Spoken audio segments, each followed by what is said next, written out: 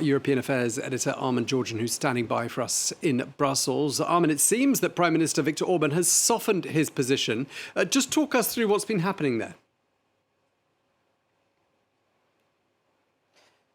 That's right. So we're hearing that Viktor Orban left the room when this all-important decision was taken on Ukraine's accession negotiations to join the EU. I've heard that he left in a pre-agreed manner.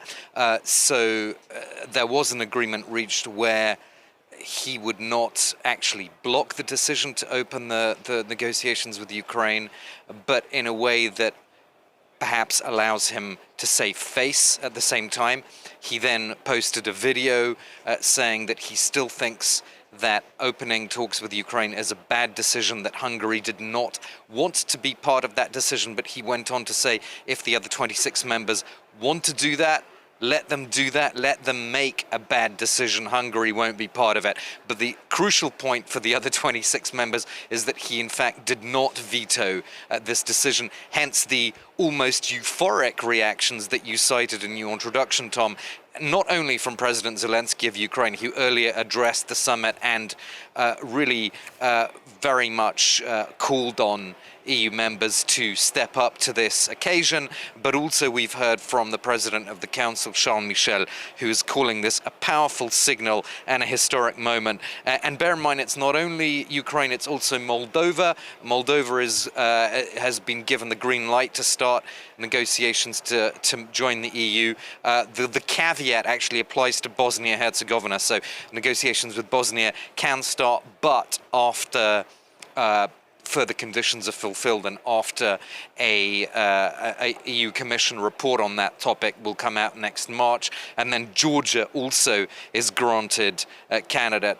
status, which obviously is a strong signal to the pro-European political forces in Georgia. And Armin, just tell us, what is it that Mr. Orban objects to so strongly with regards to Ukraine's accession to the EU? Well, his official position is still that Ukraine is not ready, that it hasn't fulfilled the conditions to join. That is obviously something that the European Commission disagrees with and that the European Council disagree with, hence the decision that they just took. I mean, I suppose critics would say that one of the main reasons why Orban has this position that is different from other EU member states is that he has close economic links with Russia, that he has maintained oil and gas links, and that, for example, Rosatom, the Russian nuclear energy company, is very much involved at the Pax nuclear plant in Hungary, although to be fair, the French are also involved in that. But there are these very close economic links between Hungary and Russia, and that is a kind of a strategic choice that Hungarian governments have made, which even if Hungary wanted to reverse them, it would not be very easy to do so. But I suppose the critics would say, well, he's actually doubled down on those links since the war started in February 2022.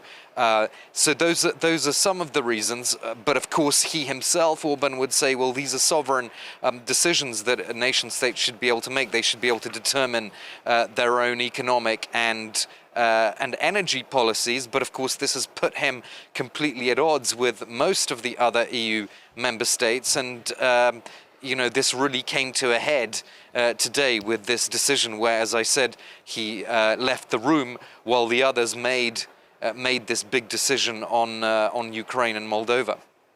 Okay, well, thank you very much indeed for that. Armin Georgian, our European Affairs editor in Brussels, thank you.